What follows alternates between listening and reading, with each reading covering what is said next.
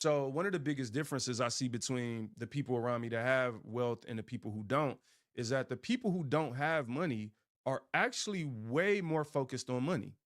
And what do I mean by that? This idea of a scarcity mindset that calls you to focus is only on short term goals. So I'm gonna give you a real example.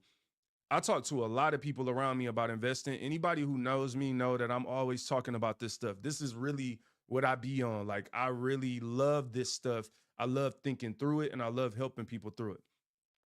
But I noticed something. When I talk to my friends from poverty who grew up where I grew up, who think how I used to think, like they don't want to think past this week. Scarcity mindset. So all the decisions they're making is like, all right, so what happened with my money? Like, all right, so how like, all right, so I'm gonna put this money there. And then what happened? It's like, bro, you put that money there and then you chill. If it's 2 years or 4 years or 5 years, you chill, you go do whatever you were doing, you invest over time. But when you're in a scarcity mindset and you're always constantly worrying about resources, which the Bible says, remember, don't worry about nothing. Bible tell you don't worry about nothing. You got a scarcity mindset, you're worrying about everything, and it's causing you to be short-term minded. Well, what does that mean? It means when you think about building wealth, most wealth is built over a long term. Now, of course, there are some instances where somebody hits the lottery. Well, I don't play the lottery and I don't teach the strategy of the lottery because I don't think it's an efficient way to build wealth. So let's X that out. Yeah, some people have an inheritance, but I don't know. I've never done the math on the percentage of people who are wealthy that got an inheritance or not. Cool, whatever. But that's not me. That's probably not you. And if it is you, congratulations. I'm not mad at you.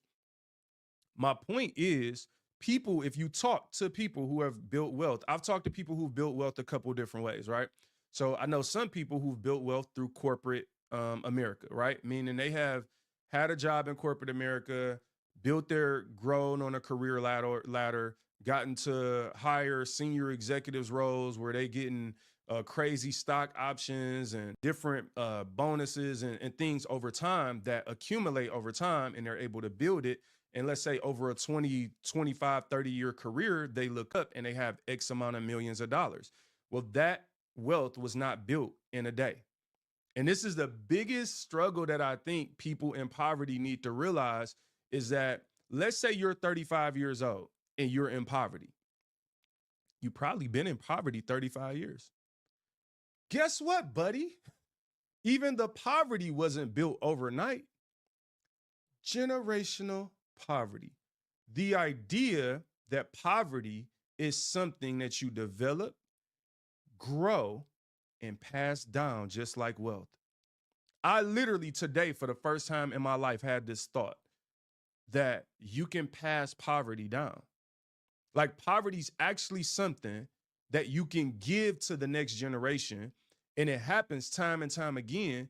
But because nobody's identifying it, we not stopping it. We not even saying, yo, this is happening. So there is no alarms going on. There's nobody noticing it. And we are constantly passing down poverty generation after generation. And it takes time. Took time for you to get poor. Why? Because when you was 2 years old, you had no debt. No debt at all. No debt at all. No debt at all. You ain't had no debt at 2 years old. 12 years old, you ain't had no debt. What happened? Over time, though, you got your first credit card. Mom's put the phone bill in your name. Come on now, speak to me. Things, you got your first, a car. Ain't nothing to mess you up like a car if you don't know what you're doing.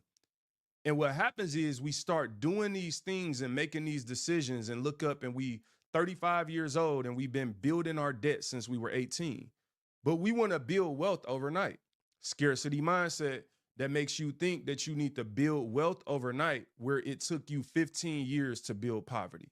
All right. Lavelle, what you talking about, bro? Giving a $2 via cash, $200. Hey, check the numbers, brother. I think we at like 15 something. That's right. $200 via Cash App to the 2 millionth follower. How about that? Y'all give me the 2 million and I'll give y'all some money. I doubt it with your poverty thinking self. Let's go back to this article, fam. Let's check it out. I like this kind of stuff.